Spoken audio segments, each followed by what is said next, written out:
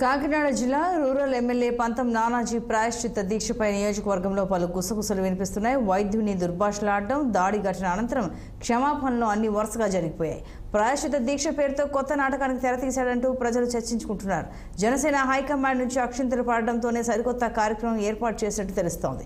ఇక దీనిపై మరింత సమాచారం మా ప్రతినిధి దురాని అందిస్తారు. రూరల్ ఎమ్మెల్యే పంతం నానాజీ ప్రాయశ్చిత్త దీక్ష చేశారు. ఈ ప్రాయశ్చిత్త దీక్ష వలన ఆయన ఇమేజ్ పెరిగిందా లేక ఆయన ఇమేజ్ డ్యామేజ్ అయ్యిందా, అలాగే అసలు ఈ వివాదం ఏంటి, ఆయన ప్రాయశ్చిత్త దీక్ష వెనకాల ఉద్దేశం ఏంటి అన్న విషయాలు కనీసం మనం పరిశీలిస్తే కనుక ప్రాయశ్చిత్త దీక్ష ఎవరు చేస్తారు? ఆ బాధితుడికి సాంత్వన చేకూర్చాలి, లేదా తను తాను కొద్దిగా ఇబ్బంది పెట్టుకుని దాని ద్వారా అవతల వారికి తను కూడా బాధపడ్డానన్న విషయం తెలియజేయడం కోసం జరుగుతుంది. ఈ క్రమంలో పరిశీలిస్తే మాజీ రాష్ట్రపతి జైల్ సింగ్ ఏకంగా స్వర్ణ దేవాలయంలో అనేక మంది ఈ భక్తుల పాదాలు శుభ్రం చేసి, షూస్ శుభ్రం చేసి, అలాగే మన్మోహన్ సింగ్ ప్రధానమంత్రిగా ఉన్నప్పుడు కూడా ఇటువంటి ప్రయత్నాలు జరిగినాయి. ప్రాయశ్చితానికి అంత పెద్ద గుర్తింపు ఉంటుంది. అయితే ఒక సూపర్ స్టార్ రజనీకాంత్ భాషా సినిమాలో చేసినట్టుగా తన అరచేతిని జనాలు వస్తూ ముద్దాడుతూ వెళ్తుంటే ఏ విధంగా ఉంటుందో ఆ విధంగా పంతం నానాజీ ప్రాయశ్చిత్త దీక్ష జరిగిందన్నట్టుగా ప్రజలైతే గుసగుసలు కనబడుతున్నాయి. వాస్తవంగా ఈ విషయాలు పరిశీలిస్తే కనుక ఒక్కసారిగా అంటే RNC ground, Rangaraya medical college ground లో వాలీబాల్ ఆడుకునేందుకు పంతం నానాజీ అనుయాయులు ప్రయత్నం చేయడం, దానికి కొంతమంది మెడికోస్ కానీ ఇతర అధికారులు కానీ అడ్డు తగలడం జరిగింది. అయితే ఖాళీ గ్రౌండ్ లో 40,000 రూపాయలు ఖర్చు పెట్టి ఏకంగా ఈ వాలీబాల్ ఆడుకునేందుకు గ్రౌండ్ సిద్ధం చేసుకున్నారు పంతం నానాజీ అనుయాయులని తెలుస్తుంది. దానికి కూడా అభ్యంతరం రావడంతో ఆ సమయంలోనే పంతం నానాజీ ఎమ్మెల్యే ఎవరు చెప్పడానికి అని ఒక వైద్యుడు వాడిన పదాన్ని మీద ఈయన ఆవేశానికి గురి కావడం, ఏకంగా ఆర్ఎంసీకి వెళ్ళడం, రంగరాయ మెడికల్ కాలేజ్కి వెళ్ళడం, ఆ డాక్టర్ ఉమామహేశ్వరరావు గారిపై చేయి చేసుకోవడం జరిగింది. అయితే ఆ తర్వాత అంటే చేయి చేసుకోవడం అంటే మాస్క్ లాగడం, ఆయన అనుయాయులు వెనకాల నుంచి కొట్టడం జరిగింది. ఈ క్రమంలోనే జిల్లా కలెక్టర్ ఒక పక్క, ఎస్పీ మరో పక్క ఉండి బహిరంగ క్షమాపణ చెప్పించే ప్రయత్నం చేశారు.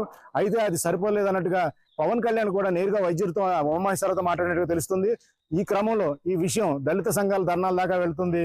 ఈ విషయాన్ని సద్దుమణగాలి అన్న ప్రయత్నంలో భాగంగా ఇప్పటికే పంతం నానాజీ పైన ఒక 6 సెక్షన్లతో కూడిన కేసు అయితే ఫైల్ చేశారు.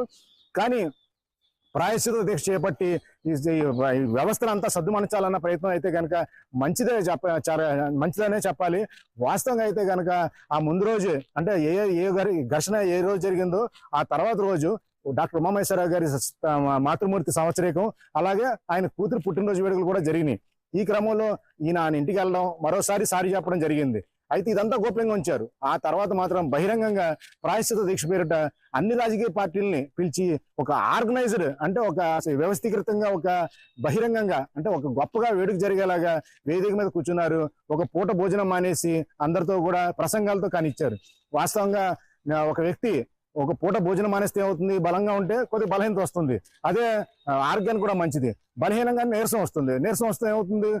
సాయంత్రానికి ఎక్కువ రావచ్చు. కానీ ఈ కార్యక్రమం అనేది పెద్ద ఘనకార్యం లాగా పంతం నానాజీ అన్నయ్యలు ఏర్పాటు చేయడం కాస్త విడ్డూరంగా అనిపించింది. ప్రాయశ్చిత్త దీక్ష వెనకాల ఎవరు సలహా ఇచ్చారో తెలియదు, కానీ ఇదైతే కరెక్ట్ కాదనే మాత్రం ప్రజలు, ఎందుకంటే చేయి చేసుకోవడం, క్షమాపణ చెప్పడం అంతవరకు అయ్యింది. ఆ తర్వాత మాత్రం ఈ విధంగా ఈ టైపు వెళ్ళడం, ఆయన సలహాలు ఎవరిస్తున్నారో కానీ ఈ విధంగా జరగడం వాస్తవానికి అయితే రూరల్ ఎమ్మెల్యే పంతం నానాజీ అయితే స్వతహాగా అందరితో చలక్తులు వేసుకుంటూ సరదాగానే ఉంటాడు ఆయన. కాకపోతే ఈ ఘర్షణ జరగడానికి కారణం ఒక్కసారిగా ఆవేశం. పంతం నానాజీ ఎంతైనా ఉందని మాత్రం ప్రజలు చాలా గట్టిగానే చెప్పుకుంటున్నారు. విడిజన చినితో నదీం ఖందురాని, కాకినాడ. ఇవి బులెటిన్ అప్డేట్స్.